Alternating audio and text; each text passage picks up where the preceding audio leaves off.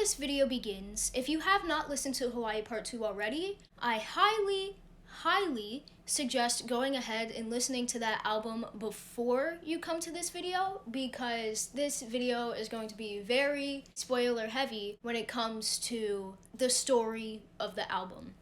Anyways, let's get on with the video.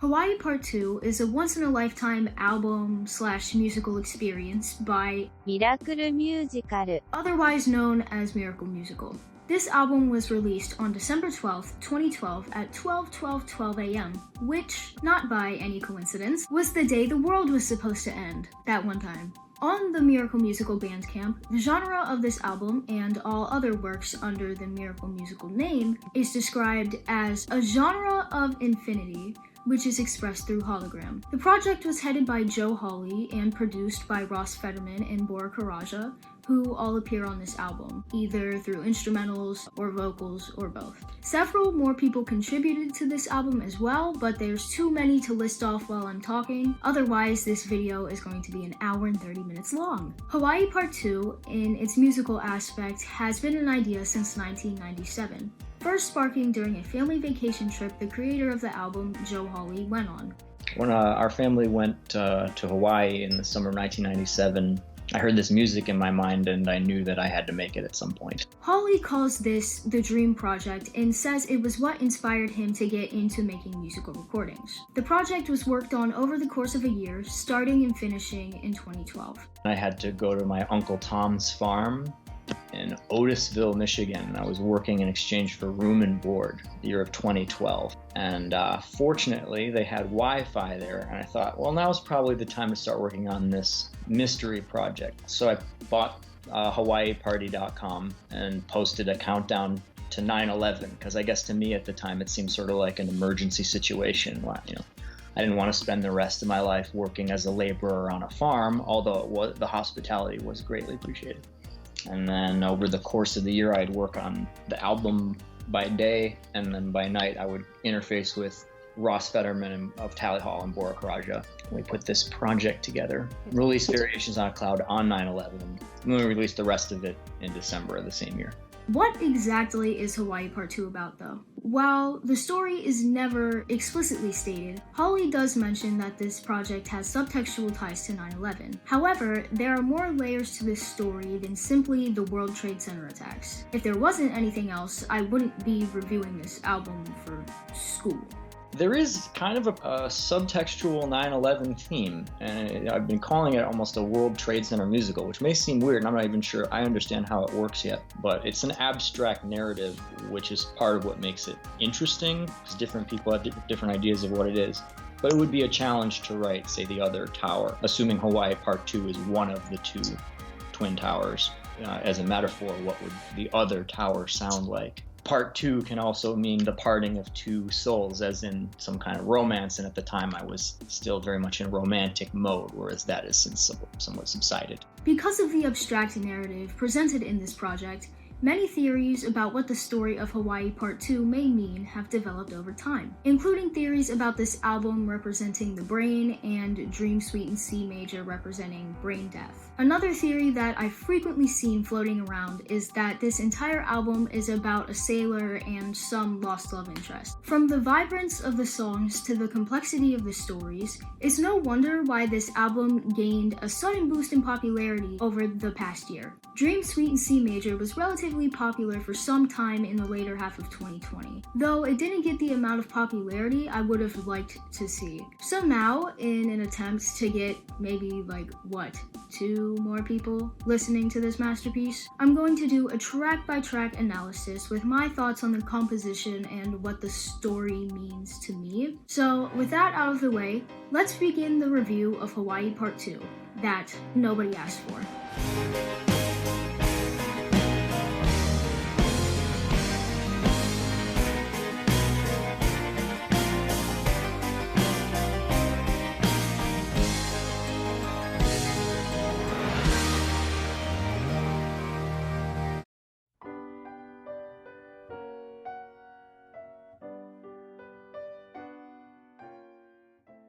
The introduction is perfect for this album. The instrumental seems to be giving you an overview of the experience that is Hawaii Part 2, a taste of this piece's world, if you will. Full of wonder and full of lots and lots of paranoia and anxiety. This kind of overview is essential for any album, and Hawaii Part 2 does it beautifully. The lyrics convey some of the first themes in this album: isolation and loneliness. At the end of a universe could suggest a number of things. Perhaps it's about being on the edge of death, or a feeling of uncertainty and isolation.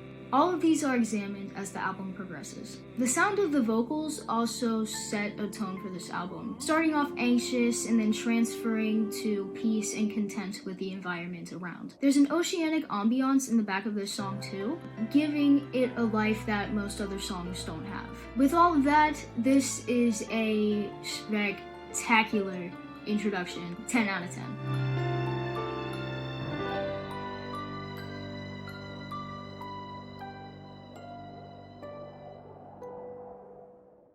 Before I jump into Island to Thyself, the transition from Introduction to the Snow to Island to Thyself, really good. Island to Thyself immediately thrusts you into the energetic nature of this album. The instrumental is very upbeat and happy sounding, which is a foil to the lyrics. Are we surprised? You shouldn't be, because this happens in every single song. This is where we meet our first character. He's a guy who is madly in love with a woman who he can't get.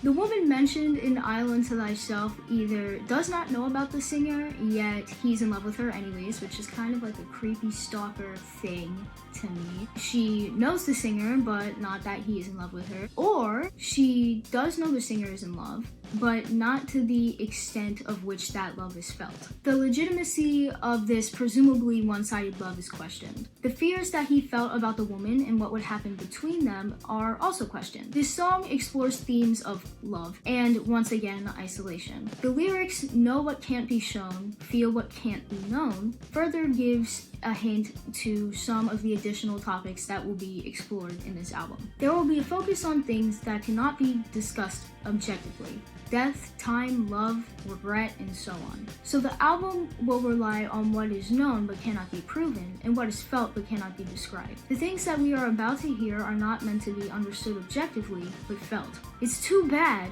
that I'm gonna try to understand this album objectively anyways. Maybe this was a mistake.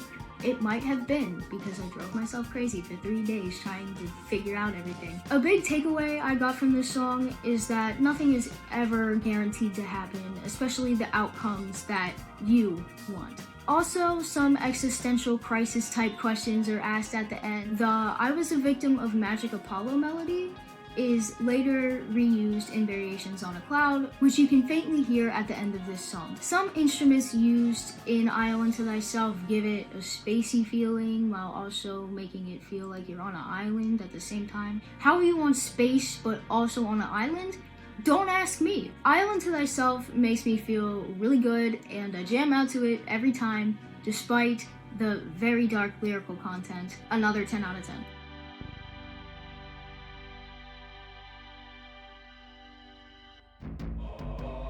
Again, the transition from Island to Thyself to Black Rainbows is really, really good. Marvelous, spectacular, and splendid. When I first listened to Black Rainbows, I was very confused, and I didn't like it because it kind of scared me with the chanting stuff. I was like, what is going on? What? Huh? Yeah, that's what I was feeling. But now that I've listened to this album 17 times and counting, I don't feel that way anymore. Black Rainbows is like one of those songs that you get stuck in your head even though you don't like it, but then because it's been stuck in your head for so long, you start to like it. I don't know if that's a shared experience. It probably is not, but that's exactly what happened to me. The instrumentals continue that island yet somehow tied in with space sound. The chanted lyrics in the back are just the colors of the rainbow and black in Hawaiian. The other echoed phrase during the chorus is Stella Otangula? I think that's how you pronounce it. And that's where I would be wrong. It's actually pronounced like meaning 8-pointed star in Latin. Is a stellated octahedron.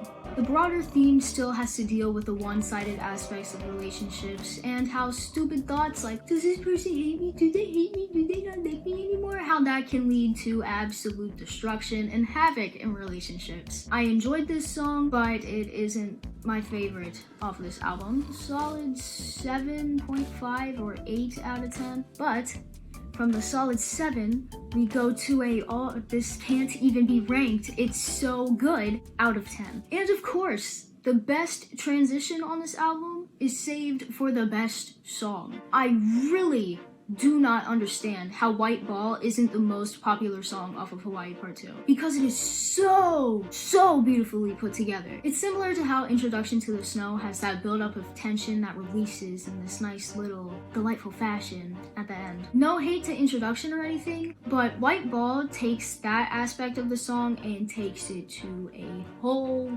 other level, maybe even a whole other plane of existence at this point. The strings in this song build up the tension just right, and then during the Please Dismiss part, they burst with the sound of joy and love and just this overwhelming feeling of euphoria. On top of having the best instrumental I've probably ever heard, the vocalists' voices go together so well. They blend perfectly.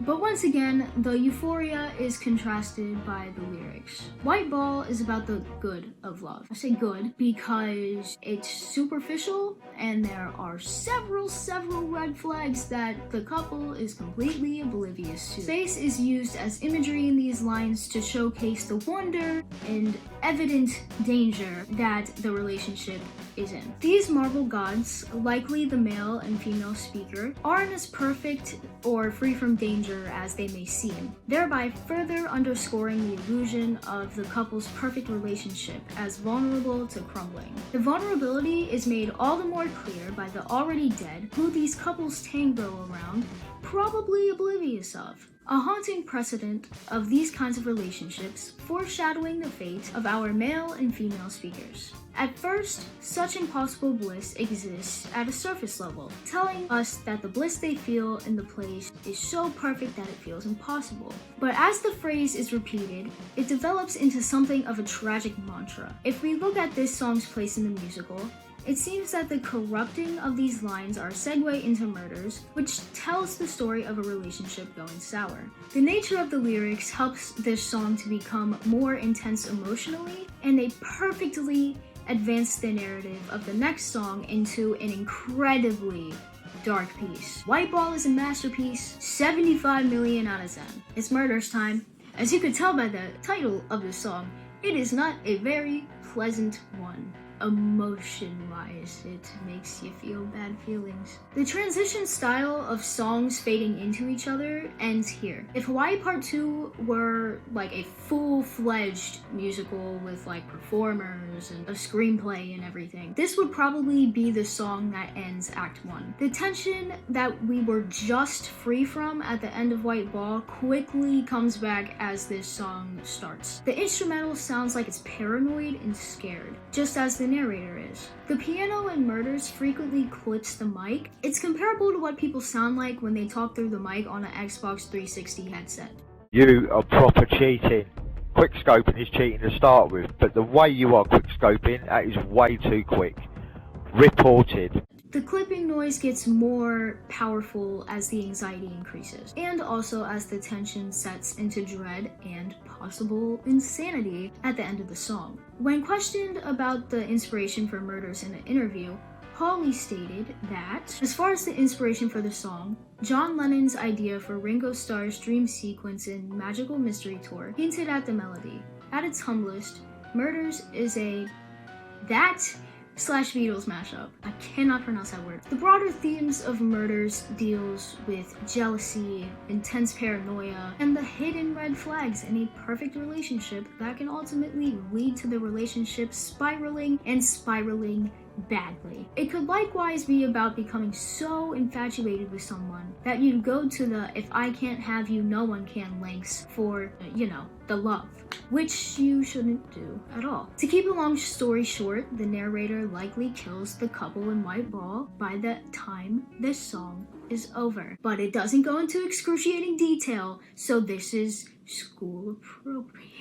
We're within school rules for this one, folks. Lyrical elements to this song are reused in Dream Suite in C major. Melodic and lyrical elements are reused in Variations on a Cloud. Murders is very good structurally and has a remarkably tragic story embedded into it. It's like Romeo and Juliet, but people murdered them instead, making it another one of my favorites off of this album. It's break time. The somewhat peaceful, carefree island feeling is back, and there's absolutely no dread in sight if you don't understand the lyrics. But you know, the peaceful feelings don't last, as this track comes right before one of the heaviest songs on this album. Space Station Level 7 has 3 languages in it: Japanese, French, and English. Since I don't understand what the song is saying, apart from the word heaven, when I listen to it regularly, I was able to focus on the instrumental more for this track, and it sounds like remixed Animal Crossing New Horizons music. I don't know how I got to that conclusion. Well, I mean, you're listening to it right now in the background, so maybe you can see how I got to that conclusion. That's not really a bad thing though, because the instrumental for Animal Crossing New Horizons slaps. The melody for the French part is reused in Dream Suite in C major. And while I'm on the topic of reusing lyrics and melodies and whatnot, I really enjoy how this album is intertwined with itself and how all of the songs are connected in some way. It is incredibly creative and very unique, very good, very nice. Once translated, the cheery sound of this track dies, just like the people did in the last song. Space Station Level 7 continues the tale that happened in Murders, confirming that the couple from the previous song has died, saying, "We depart from heaven."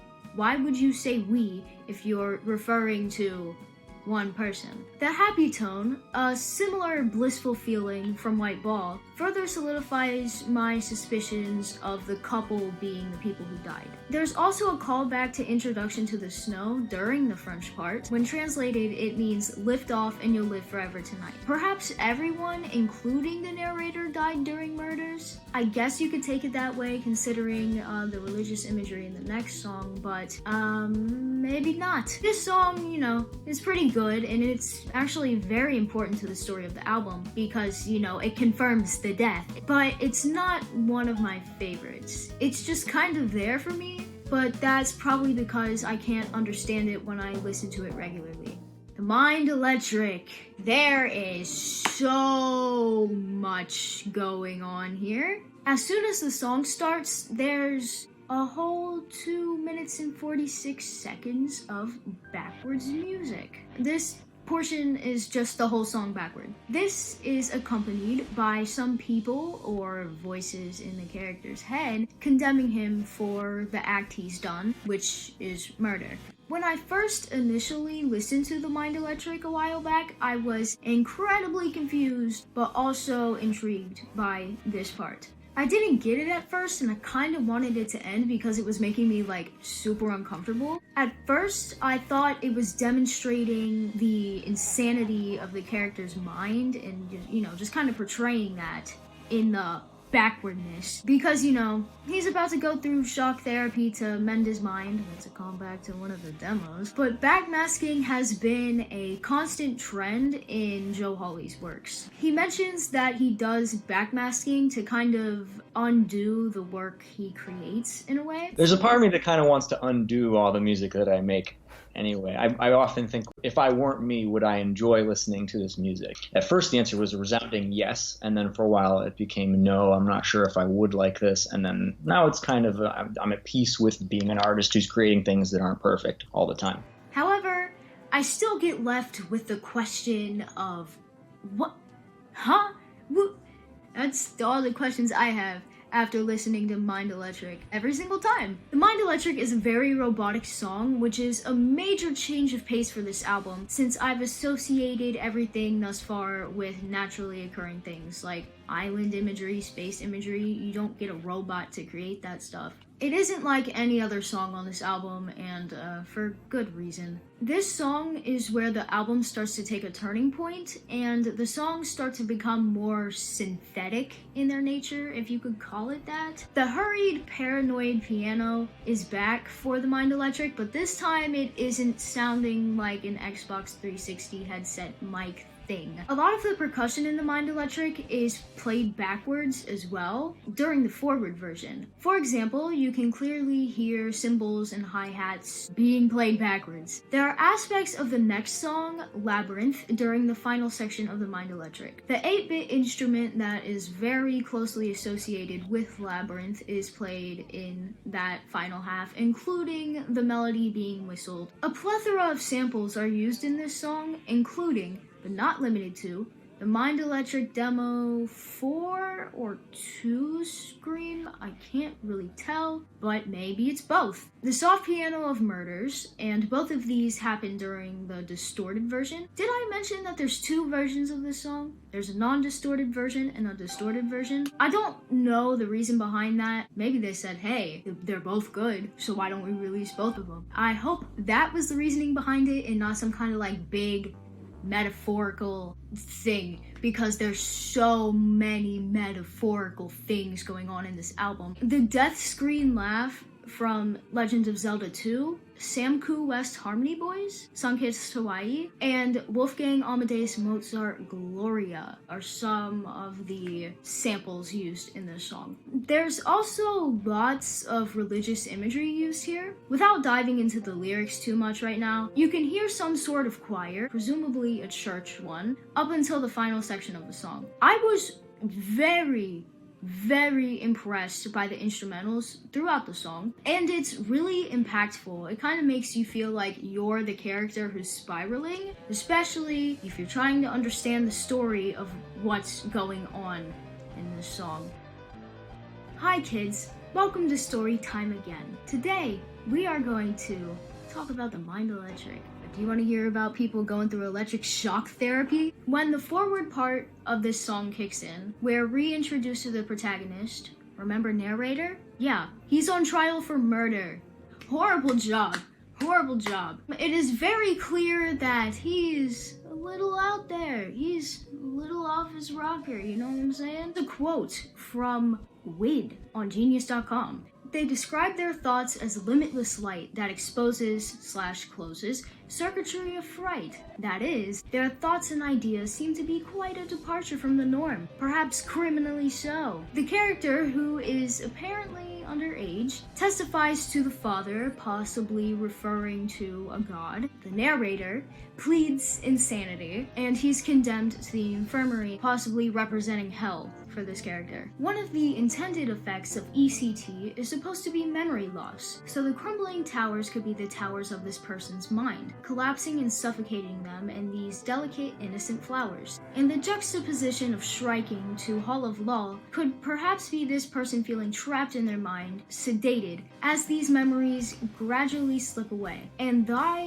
evokes a religious tone, so it is likely referring back to the doctor, as the entire infirmary has been connected with that. Their memories aren't totally gone, which can happen with ECT. And once these memories surface, even greater chaos can emerge from the confusion from the tidal wave of recollection the protagonist will most definitely not be prepared to handle. Turning back to where he used to find his solace, his mind, he hopes to think of an action to deliver him from his fate and get out of the infirmary. Carry me away. However, the persons in charge of the infirmary seem to be abusive to their prisoners, as they declare themselves lord over their kingdom. In addition, this could be a reference to how humans in severe shock from being tortured escape to their mind. It's a defense mechanism from the brain to escape to a fantasy world just so the torture isn't fully experienced anymore. The protagonist attempts to escape to that place in his mind, but fails. The ECT is compared to religious procedures. He wants help, he wants to understand what's going on inside his mind. He even mentions that he can't tell if he is himself anymore. After the shock therapy is over,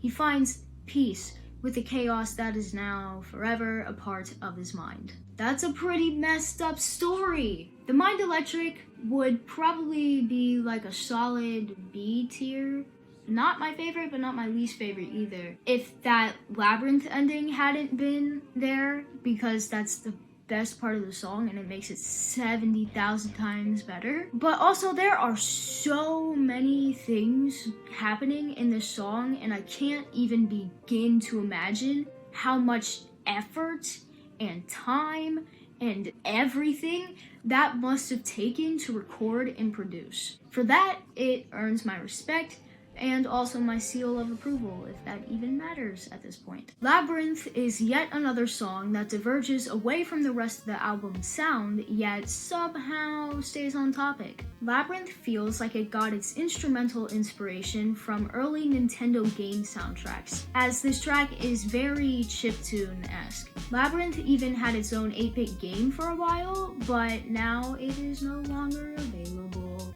But there are still archives of people playing the game on YouTube. The instrumental sounds as if it's running through your mind, possibly looking for a way to escape. The mind is often compared to a maze, Labyrinth. The last song was about someone's mind, and this was sampled in it, yada yada yada. This song is about the mind and being trapped in it. The chorus is sung by a woman who is seemingly taunting the man in this song. He can never escape the labyrinth he's created in his mind, feeling like he's at his wit's end with this woman he's made up. This could possibly be an amalgamation of all the people he's been with. It could be, but I don't know, but it probably is. It's a woman taunting him though, for sure. He's sick of falling in love and not having it be reciprocated, but he's stuck in a cycle that he can't get out of, so it's just gonna keep happening and happening and happening. Instrumental wise, I'd say is pretty simple compared to a lot of the songs on this album, but I still thoroughly enjoy it and I really like how it diverges from the sound of the album. 8 out of 10. Time Machine continues the robotic sound that this album has adopted into its sound discography. I don't know how else to describe it. It's very upbeat, but also extremely artificial sounding. Everything from the instruments to the vocals sounds synthetic. The performers have been heavily auto-tuned and the instruments have this futuristic electronic sound to them. Though it sounds a bit displeasing to some, it has a really odd charm to it. And that kind of works with this song too, because it's about a time machine, you know, a futuristic device, and messing around with time. The character at the very beginning of Time Machine realizes that they've wasted their time. On what, we don't know, because I'm assuming that this is a new character. So instead of regretting the time he's wasted, he decides to live life the way he wants to, by advertising a time machine. I'm pretty sure this character is like some kind of businessman going, hey man, buy this time machine. You can make your past better. Give me your money. I'm gonna make you get trapped. The time machine is being advertised as a way of fixing one's mistakes via going back and reliving certain moments in their timeline. The waiting forever line is likely a reference to the amount of anticipation and desire for a time machine society given the amount of use one could have for such a device, whether it be to correct historical atrocities or change the past to one's favor, displayed by the massive amount of science fiction books and films that make use of concepts like a time machine. While this character is reliving his past, the time machine malfunctions. This character is actually the narrator, because the narrator and the ad man are in this song. He is isolated in the space-time continuum and repeats the same events over and over and over again, hence the repeated lyrics in the outro. The message I took away from Time Machine is that no matter how much you yearn for the past or regret it, you can't change it. You can't go back. It's impossible to do so. If you try, you'll get stuck in this mode of looping thoughts over and over and over again, which will, more likely than not, drive you insane. However, it's still a jam. Stranded Lullaby. This song is sad, but really good. We finally take a detour from the artificial sounds of Hawaii Part 2 with Stranded Lullaby. This song is pretty somber, but it gets even more heartbreaking once you look at the history of it. Holly says in a quote, and I quote, "I wrote Stranded Lullaby, originally our lullaby, for my college girlfriend while she was vacationing in Switzerland during spring break and I was still in Ann Arbor doing..." Lord knows what. More work or something. This was just before she had to go to Brooklyn for law school, hence the spelling of lullaby. By the time 2012 arrived, I was feeling very insecure about the lyrics, so I asked Alice and Hannah to help revise them. The character in the song is missing the female protagonist. He's alone and lost at sea, the seas of his mind. He tries to make sense of everything that's going on, convincing himself that he is having some sort of lucid dream, albeit a very, very long one. Quote from Genius User. One observing the protagonist does not know if they are a weakening part of a whole, a loose end, or completely isolated, weakened being, a strand, and in this confusion is unable to determine if they should mend them into the whole or try to understand them as an individual. Stranded Lullaby continues this theme of not being able to control things or your past. You have to live with the possibly painful aftermath of your situations, whether you like it or not. The instrumental, it is so pretty, and it's very, very fitting for this song. It gives it like this really peaceful tone, this kind of like content tone, but also a very, very sad, depressing one. I don't have much else to say besides this is really pretty, but it's also really sad because it's the most simplistic song on the album, but I love it. I love it so much. Depression scale, 10 out of 10.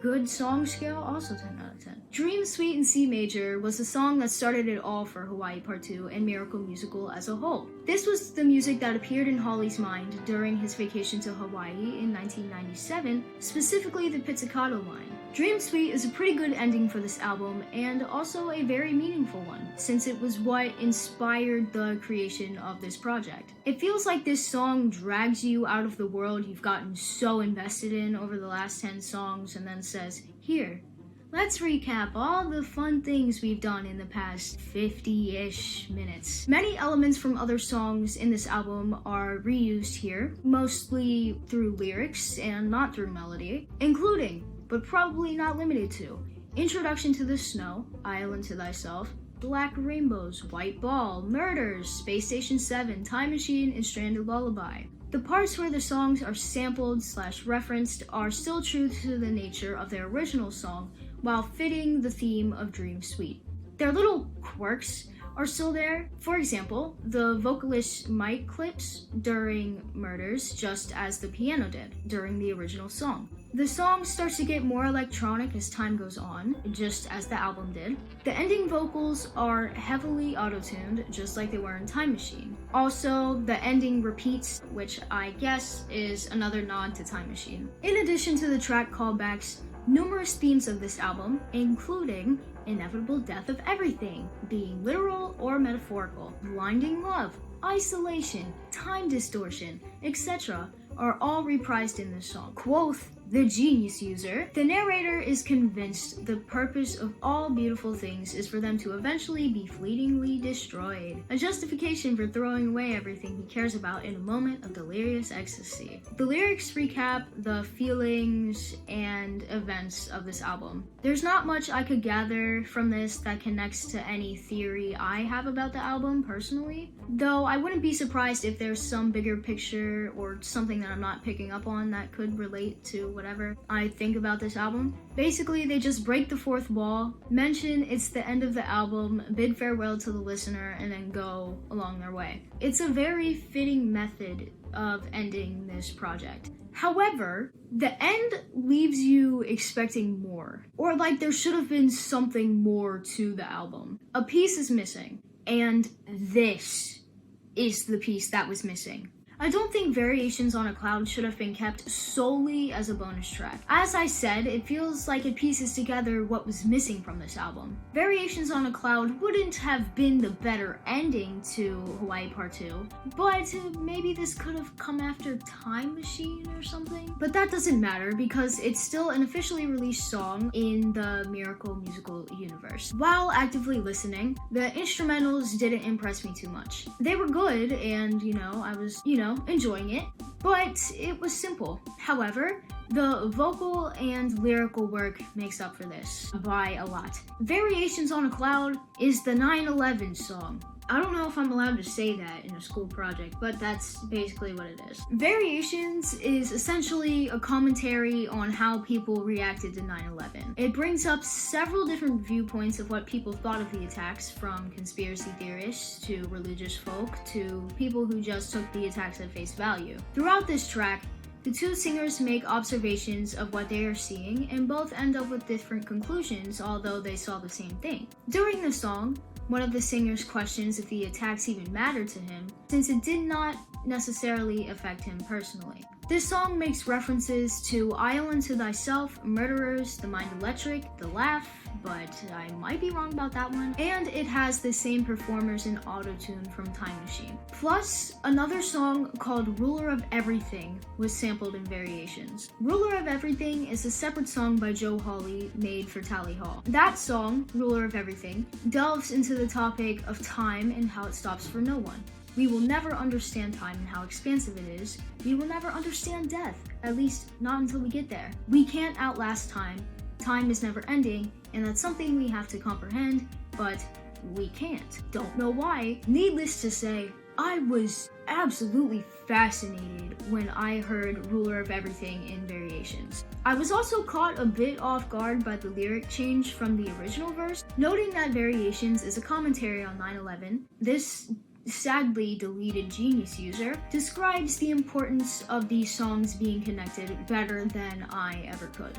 The choice to include the melody of Ruler of Everything is significant in itself, since parallels can be brought up between the theme of that song and this one. Time is the ruler of everything, which will be the end of all things. At the time of the attacks, it felt like the suffering would never end, but in the 10 plus years between then and the release of this song, the feelings that were there at the time of the attacks have been processed and the nation has managed to move on, though it will never be the same.